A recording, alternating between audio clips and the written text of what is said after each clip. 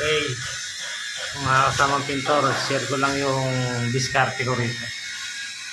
Pag finishing painter ka, kailangan alam mo to. Yan, may hahabulin kasi tayo dito na malaki. So, yan o. Oh. Nilagyan natin yung tape para makita. Hindi natin pinitikan, tape lang, okay na. Yan o. Hindi natin papabalikan sa mason para hindi na magkadumi-dumi. Oh, yun o. Yun. Ipopondo natin dito ay ito, diskarte yung malupit. Skim coat, tsaka adhesive, pinagalo.